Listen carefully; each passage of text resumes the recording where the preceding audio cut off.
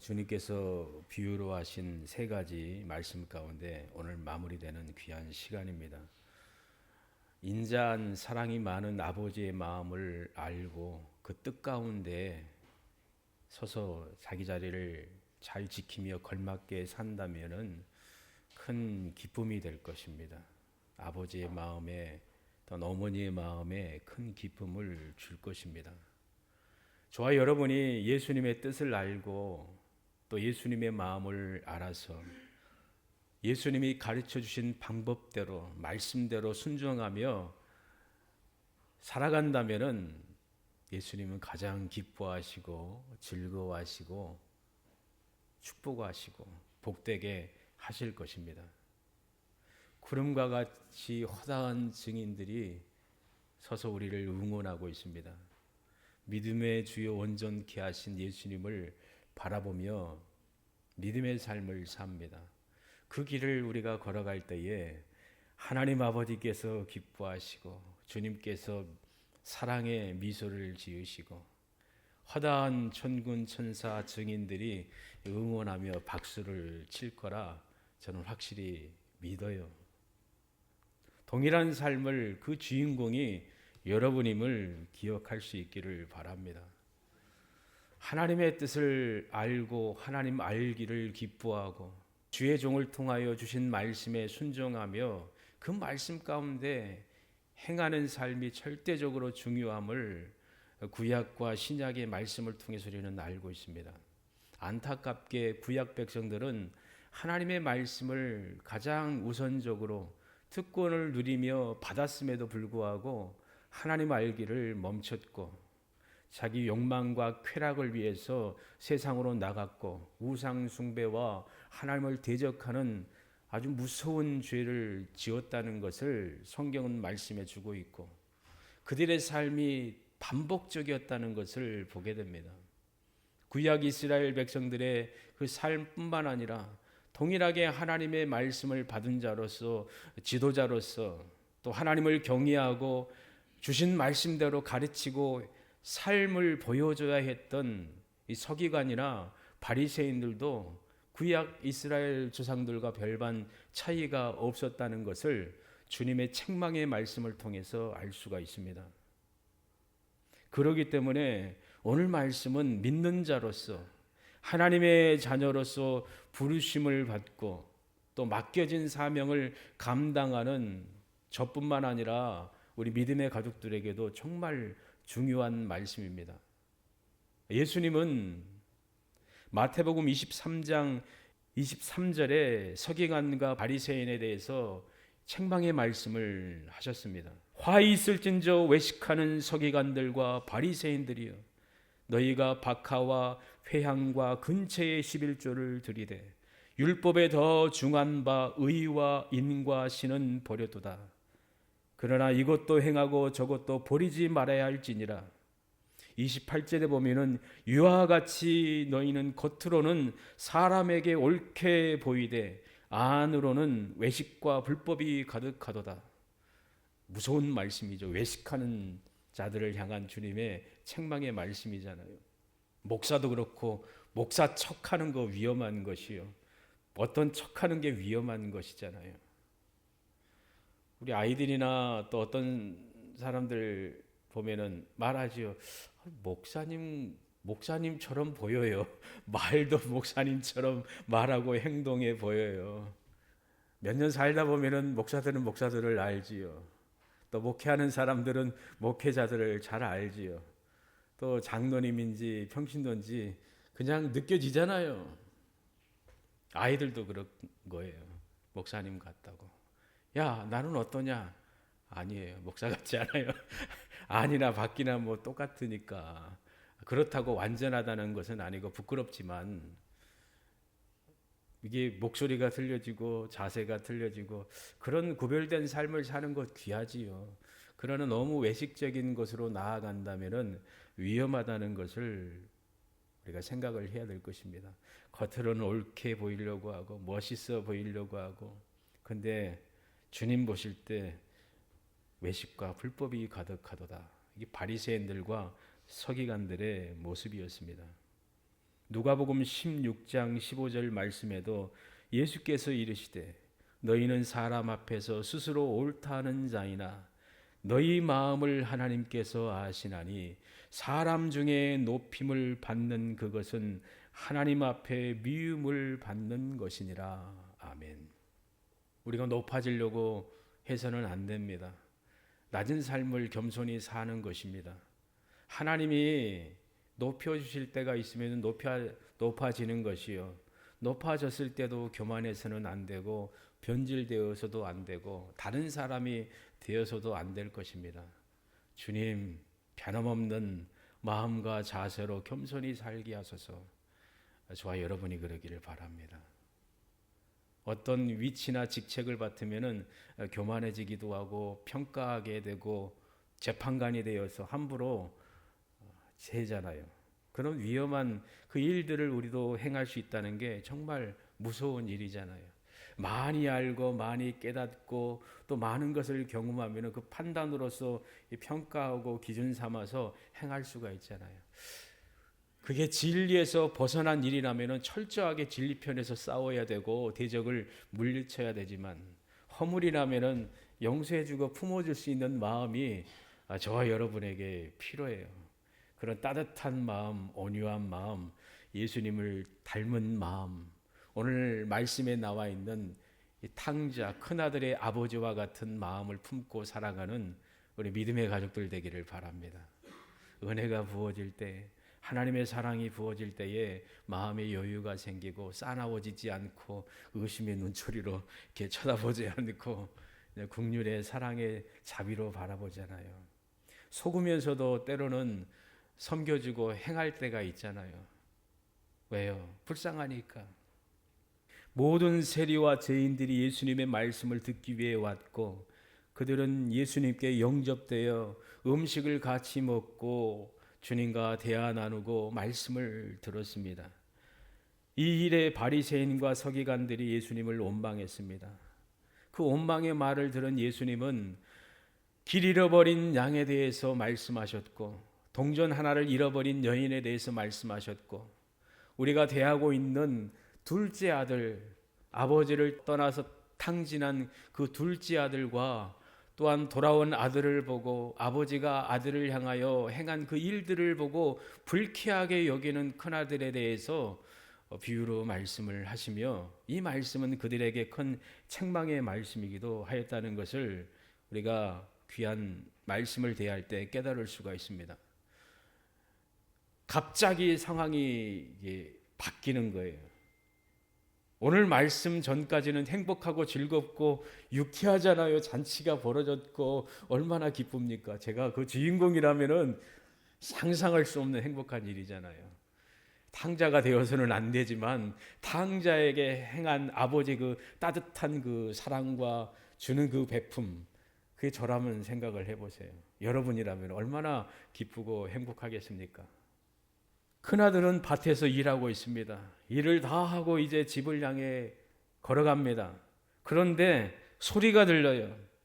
집 가까이 왔을 때에 음악 소리가 귓가에 들리는 거예요. 사람이 웅성웅성하면서 기뻐하는 소리가 들려온 거예요. 이게 무슨 소린가? 전혀 생전에 들어보지 못했던 소리인데 생각을 했을 거예요. 종을 불렀습니다. 이게 무슨 일이냐? 종이 뭐라고 대답했어요? 당신의 누가 왔다고요? 동생. 당신의 동생이 돌아왔습니다. 당신의 아버지가 그의 건강한 몸을 다시 맞아들이게 됨을 너무 기뻐서 살찐 송아지를 잡았습니다. 아버지와 종들과 함께 기뻐하고 즐거워하고 있습니다. 행복한 순간이지요. 만약 초청된 손님이 있었다면 그 손님들도 함께 기뻐했을 것입니다. 잃은 양에 대한 비유나 동전을 하나 잃어버렸던 그 여인, 초청하잖아요. 사랑하는 자들, 지인들을 초청해가지고 내가 잃어버렸던 거 찾았자, 함께 기뻐하고 즐거워하자. 하나님 아버지의 마음, 예수님의 마음임을 우리가 말씀을 들었잖아요. 이 소리를, 종의 소리를 들었을 때에 큰형은 화가 났습니다. 분노한 것이지요. 노했어요. 기뻐하지 않았어요. 혼자만 그냥 화가 난 거예요. 모두 기뻐하고 즐거워서 정도 당신의 동생이 왔습니다. 당신의 동생이 죽었다가 살아난 거나 똑같잖아요. 얼마나 기쁜 일입니까? 주인님하고 큰아들에게 말했을 거 아니에요. 근데 이 안색이 변하는 거지요. 화가 나는 거예요. 불만이 많은 거예요. 큰형은. 자기는 뼈 빠지게 그냥 부서져라도 부서지게 열심히 일을 하고 있는데 억울한 거예요. 화가 나는 거예요. 아버지와 종들은 동생을 환영했지만 형은 그를 기뻐하지 않고 환영하지 않았습니다. 도리어 분노했습니다. 화가 너무 많이 나서 그 잔치에 들어가기가 싫은 거예요. 참석 안 한 거예요. 들어가지 않았어요.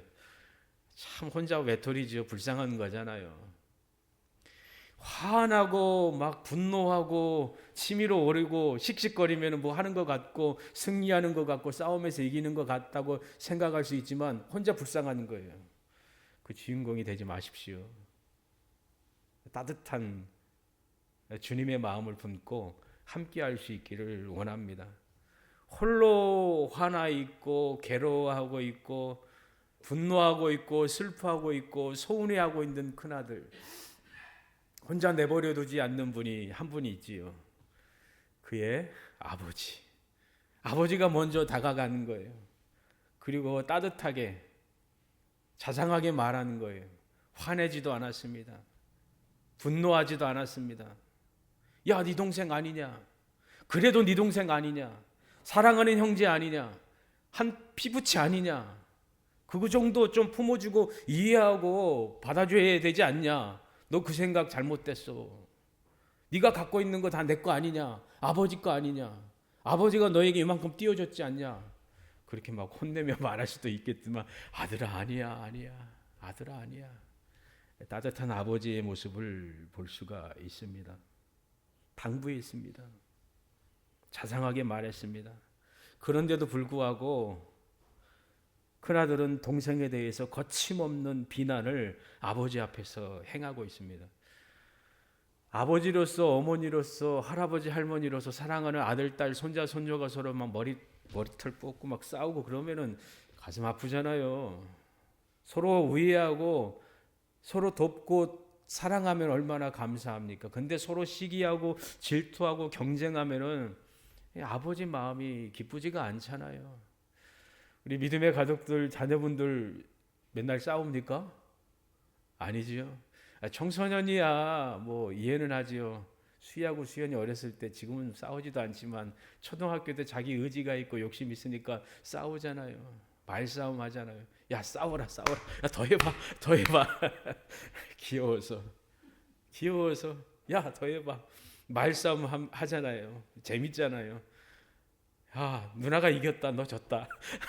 말싸움에서 안 되는구나. 지금은 수연이가 말싸움 잘하는데 근데 싸우는 거는 못 봤는데 할 말 다 하잖아요. 아빠한테도 할 거는 하잖아요. 그래 이건 아니야 아버지 하면서 자기 말 할 거. 어휴 야 이쁘다. 그래 해라. 그러잖아요. 이 사랑의 그런 관계는 이뻐 보이지만은 진짜 싸납게 서로를 죽이려고 달려들고 싸우면은 가슴이 찢어지잖아요. 그런 모습이 없지요. 우리 믿음의 가족들 세월이 갈수록 서로 욕심내는 게 아니라 더 요구하는 게 아니라 줄고 베푸고 베풀어주고 또 함께 할 수 있는 사랑스러운 복된 가문 되시고 가정 되시고 후손 되시기를 축복합니다. 이 가정은 온전치가 않았어요. 그런데 아버지는 따뜻하게 다 품어버린 거예요. 작은 아들들도 품어줬지요. 큰 아들도 품어주면서 권면하잖아요. 그렇지 않다. 죽었다가 다시 살아난 네 동생 아니냐. 그러면서 따뜻한 말로 하잖아요. 종이나 아버지는 뭐라고 그랬어요? 내 아들이다라고 말하잖아요. 종도 큰아들 그 주인에게 당신의 동생이라고 말했잖아요. 그런데 이 큰아들은 뭐라고 말합니까? 내 동생 아닙니다는 거지. 아들이라는 거예요. 아버지의 아들이라는 거. 내 동생이 아니라. 이게 상당히 이게 벽을 많이 친 거잖아요. 동생이요. 우리 애들이 그래봐요. 수희가 막 함부로 말하고 그러고 뭐 속상하잖아요. 근데 인정할 거 인정해야 되는데 형의 모습이잖아요. 동생이라고 부르고 싶지 않았습니다. 아버지가 둘째 아들이 돌아왔을 때 그의 잘못에 대해서 아무 말도 안 하고 다 품어줬잖아요. 그런데 큰형은 불만이 있는 거예요.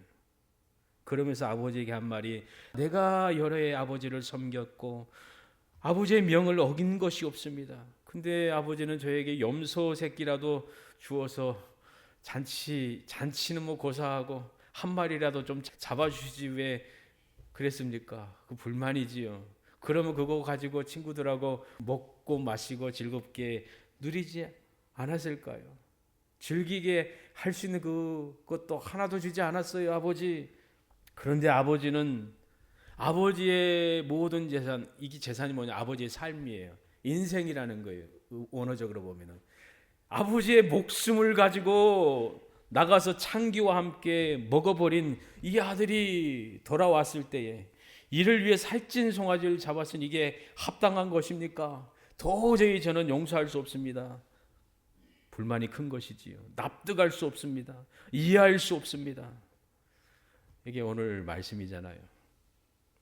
예수님의 탕자의 비유에서 불평과 불만을 표현한 사랑이 없는 이 큰아들은 바리새인과 서기관들입니다. 똑같이 여전히 잘못을 행하고 있다는 책망의 말씀이기도 하고 경고의 말씀이기도 합니다. 큰아들이 아버지에게 불평한 이 말을 보면은 자신은 최선을 다해서 아버지를 섬겼습니다. 명하신 것, 어긴 것 하나도 없습니다. 효자지요. 우리는 어길 때도 있고 말대꾸할 때도 있고 또 딴 길로 갈 때도 있잖아요. 다른 길로 셀 때가 있잖아요. 엄마 아빠 나 여기 갈게 뭐 할 거예요 해놓고 다른 길로 새버려요. 제가 그 주인공이었거든요.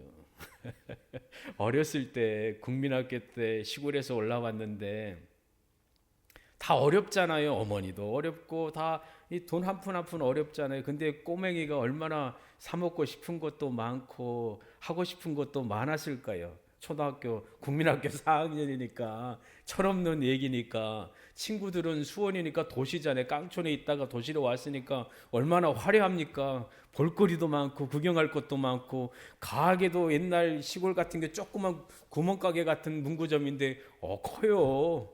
또 친구 집에 갔더니 아파트도 있고 야 비디오도 있고 테이프도 있고 뭐 다 있어요. 신기하지요. 그러니 한 달에 한 번씩 우유값 나오잖아. 우유값. 우유값 내본 적 있죠 우리 집사님들. 생각나요? 내면은 그거 받으면은 다 냈어요? 아니면 까먹었습니까? 우리 집사님들.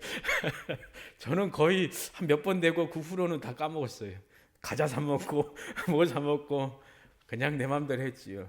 그리고 그 다음 달에도 엄마 우유값 이 고지서가 있잖아. 우유값 하면서 얼마를 주셔요. 그럼 그것도 신난다. 그게 용돈이었지요. 그렇잖아요. 마음대로 하잖아요. 쓰고 싶은 거 다 하잖아요. 지금도 목사인 저지만 하나님 앞에 부끄럽지요. 하나님 말씀 100% 순종하며 살까요? 아니에요. 죄송하지요. 여러분 어떻습니까? 완벽한 사람 있습니까? 허물 많잖아요. 많은 걸 알고 말하지만 그대로 실천 못할 때가 있잖아요. 근데 이 아들은 다 했다고 말하는 거예요. 아버지 나 다 했어요. 순종했어요. 야 이런 효자가 어디 있습니까? 이 말을 바리새인이나 서기관들에게 적용한다면은 자신들의 공로와 상급에 대한 생각이 있다는 것을 보게 됩니다. 내가 일했으니까 거기 합당한 대우와 상을 받아야 됩니다. 바리새인들과 서기관들의 모습입니다.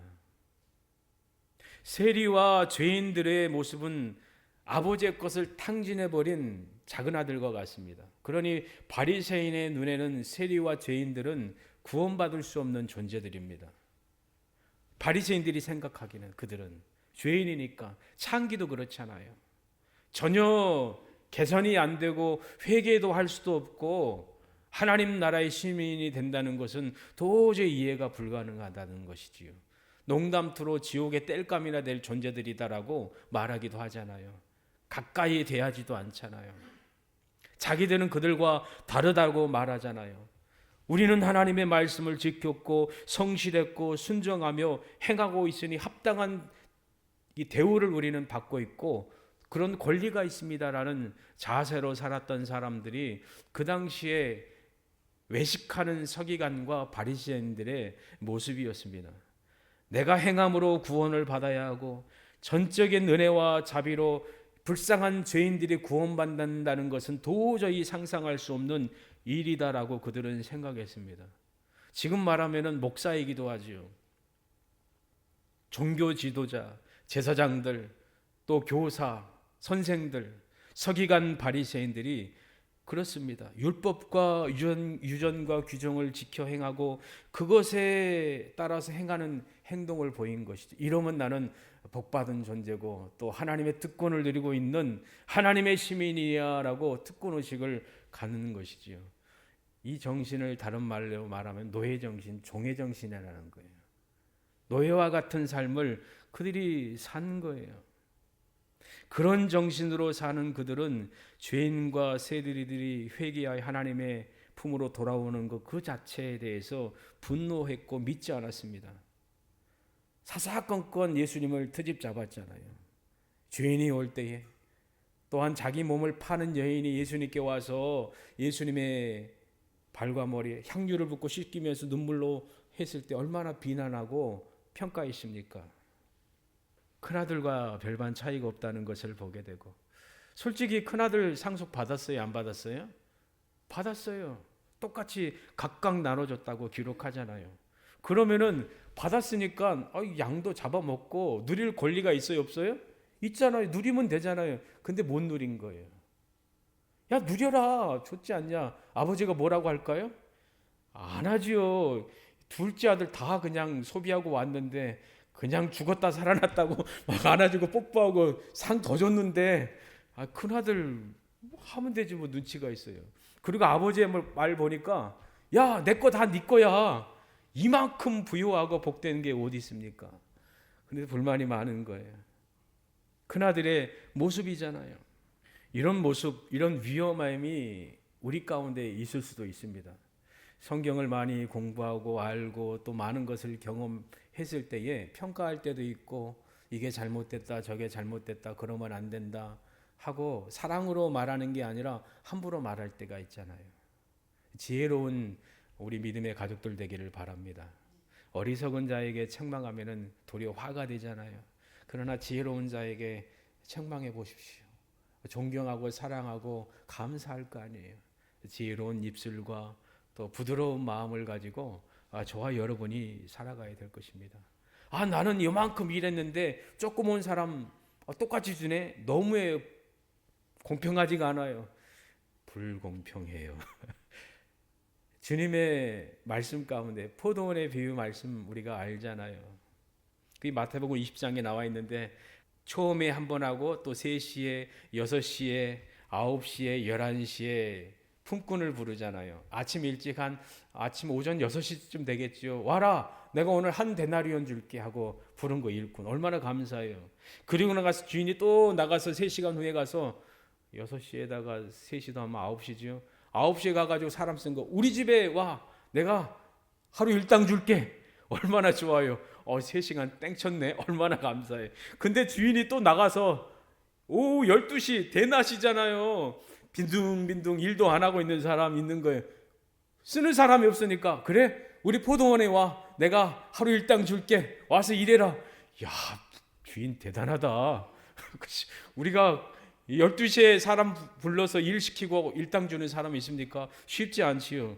그런데 더 놀랍고 충격적인 것은 9시 9시가 몇 시에 그러면요?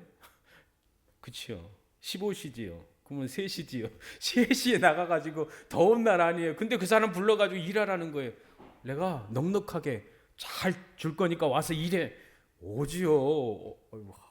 막 손들고 감사합니다. 손들 거 아닙니까? 근데 이제 마무리할 시간이잖아요. 5시 전이면은 다 장비 챙기고 정리하고 다 떠난대요, 사람들. 그 이후에 일 안 시키잖아요. 일 시켜보셨으니까 아실 거 아니에요. 근데 거기다 마무리할 그 시간이 되었는데도 나가서 사람을 부른 거예요. 11시. 17시죠. 오후 5시에 가가지고 와라. 5시에 와서 뭐예요? 그냥 뭐 청소나 하고 뭐 하고 끝. 모여라 하고 그러는 거예요. 그리고 시키는 거죠. 자, 제일 늦게 온 사람들부터 돈 나눠줘라. 제일 늦게 온 사람 받은 돈이 얼마예요? 하루 일당 한 데나리온 받은 거예요. 그리고 그 다음에 온 사람도 받지요. 그 다음에 온 사람도, 일찍 온 사람도 받죠. 제일 일찍 왔으니까 야, 이 사람 이만큼 받았으니까 나는 더 받겠지라고 생각할 수밖에 없잖아요. 똑같은 대우가 아니잖아요. 그런데 똑같이 한 데나리온 드니까 이 제일 일찍 온 사람이 화가 나는 것이지. 이거 불합리하다고. 왜 그렇게 할 수 있냐고. 우리가 제일 일찍 오지 않았느냐고. 열심히 일하지 않았느냐고. 왜 똑같은 돈을 줍니까? 주인이 하는 말이 뭐예요? 야, 너하고 나하고 한 데나리온 일당 약속한 거 아니냐? 맞잖아요. 그러니 내가 주고 싶은 거 내 마음대로 하는데 뭐라고 말하냐? 내 마음대로 한다는 거예요. 주인의 마음이잖아요. 아버지의 마음이잖아요. 아버지의 마음. 그 은혜잖아요. 그러니까 우리도 살면서 어떤 사람이 신앙생활하거나 믿음의 삶을 살면은 잘해요. 얼마 오지도 않았는데 이 팔짝 끼면서 의심하면서 평가하고 함부로 대해서는 안 된다는 것이지요. 우리 교회도 아니고 어떤 들려지는 오래된 어떤 이야기인데 한 사람이 새로 교회에 들어왔어요. 그럼 열심히 일해요. 그러니까 목사님 보기도 참 성실하고 좋으니까 또 따뜻하게 품어주지요. 관심이 갈 수밖에 없잖아요. 또 그런데 잘하니까 기존에 있던 사람들이 시기 질투하는 거예요. 하지 말라고. 왜 하냐고. 그거 하지 마셔야 하지 마. 왜 그만큼 하냐. 그만하라고. 그리고 끝내는 마음에 안 드니까 어떻게 해요? 합작해가지고 쫓아내버려요. 시험 줘가지고 꼬투리 잡아가지고 싸나운 말 해가지고 그래 상처받아가지고 교회 떠난다는 거예요. 그런 일이 뭐 우리나 외국이나 없겠습니까? 많지요. 큰아들과 같은 마음을 품어서는 안 됩니다. 내가 혹시 그런 마음이 아닌가 돌이켜보고 겸손히 하나님 앞에 서 있어야 될 것입니다. 둘째 아들도 심각하게 아버지의 마음을 아프게 하고 아버지의 품을 떠난 탕자지만 집안에 있는 큰아들은 보이지 않는 은근한 은밀한 탕자와 같습니다. 심각한 것이지요. 한마디도 안 하잖아요. 둘째 아들은 뭘 말해요. 그냥 입 다물고 있지요. 형 왜 그래요? 하면서 형하고 싸울 수 있을 거 아니에요. 아무 말도 안 하죠. 죄인입니다. 감사합니다. 은혜입니다. 근데 큰아들은 할 말이 많잖아요. 아버지 말 불순종한 것도 없고 명할 때 다 순종했고 이랬는데 서운해요. 동생에 대해서도 그렇게 평가하고. 우리에게 있는 위험성입니다. 하나님 보시기에도 조심한 믿음의 삶을 우리가 살아가야 될 것입니다. 그럴 때 하나님이 너 잘하고 있구나. 그에게 합당하게 살고 있구나라고 기뻐하며 사랑하시며 큰 은혜 부어 주실 거라 믿습니다. 성경에 보면은 주님이 하신 말씀이 있는데 세리와 바리새인이 기도한 내용을 우리가 잘 알고 있잖아요. 바리새인들은 하나님 앞에 나아가서 기도하잖아요. 하나님, 저는 세리와 같지 않았습니다. 세리와 같은 삶을 살지 않은 거 감사합니다라고 서서 당당하게 하늘을 보고 기도했잖아요. 저 불의한 일을 행한 적 없습니다. 토색하지도 않, 남의 것을 취하거나 갈취하거나 또 불의한 일을 행하지 않았습니다. 저 죄인처럼 간음하거나 성적인 죄를 범한 일도 없습니다. 그러면서 말하는 거예요. 저는 금식도 했어요, 하나님. 그리고 11조도 드리고 할 것 다 했어요. 당당하게 기도하지요. 그러나 세리는 성전을 향해서 눈을 들지 못했습니다. 그냥 회개한 거죠. 죄인이라는 것이지요. 무릎 꿇고 회개하는 것이지요. 긍휼을 여겨달라고 기도하는 것이지요. 가슴을 치면서 하나님이여 불쌍히 여기옵소서, 저는 죄인입니다. 세리는 당당하게 설 수가 없었다는 것을 보게 되지요. 근데 주님이 하신 말씀, 누가 기도 응답 받았고 의롭다함을 여긴지 아느냐? 세리다. 자기를 바라보고 가슴을 찢고 회개한 세리가 죄사함 받고 의롭다 여김을 받고 돌아갔다라고 주님 말씀하셨습니다. 저와 여러분의 삶이 그렇습니다. 하나님의 자녀로서 믿음의 삶을 사는 것, 우리가 어떤 일을 행하는 그 모든 열매들은 전적인 하나님의 은혜와 공로입니다. 감사로 영광 올려드리기를 바랍니다. 나의 나된 것은 하나님의 은혜라. 이 말씀을 이해하고 마음에 새기며 기뻐하고 감사하는 영혼은 행복한 사람이지요. 이 복음을 위하여 그의 능력이 역사하시는 대로 내게 주신 하나님의 은혜의 선물을 따라 내가 일꾼이 되었노라. 내가 이 일하는 것도 하나님이 주신 은혜입니다. 내가 호흡하는 것도 사는 것도 하나님의 은혜입니다. 영광 올려드리는 삶을 우리가 살아가야 될 것입니다. 주일날 걸어서 교회 나오는 것도 나 대단하지요, 멋지지요, 그게 아니라 하나님의 은혜입니다. 호흡하며 걸으며 내가 헌신하며 수고하는 것도 하나님의 은혜입니다. 그런 특권 주신 거 감사합니다. 예배 드리는 거, 섬기는 거, 또 봉사하는 거, 또 드리는 그 예물들, 헌신들 하나님의 은혜입니다. 어떤 거 요구하지 않아요. 그 자체가 저에게 하나님이 부어주신 상이요, 복이요, 은혜입니다. 그 고백하며 사는 것입니다. 우리 모두 그런 주인공의 삶을 복되게 살아내는 아름다운 삶이 되기를 바랍니다. 기도하겠습니다. 하나님 아버지, 참된 믿음을 우리에게 허락하여 주시고 참된 믿음의 삶을 굳건히 사는 저희들 되게 하여 주시길 원합니다. 탕자와 큰아들의 아버지와 같이 넓은 마음을, 예수님을 닮은 마음을 우리에게 허락하여 주시고 따뜻하고 겸손한 마음으로 주님의 심정으로 사랑하며 사랑을 베풀며 거룩한 순전한 삶을 지혜롭게 살도록 은혜 도하여 주시길 원합니다. 오늘 귀한 말씀을 통하여 깨닫고 또 마음에 새겨주신 그 말씀을 따라 행하는 저희들 되도록 은혜 도하여 주실 줄 믿고 감사드리며 예수님의 이름으로 기도합니다. 아멘.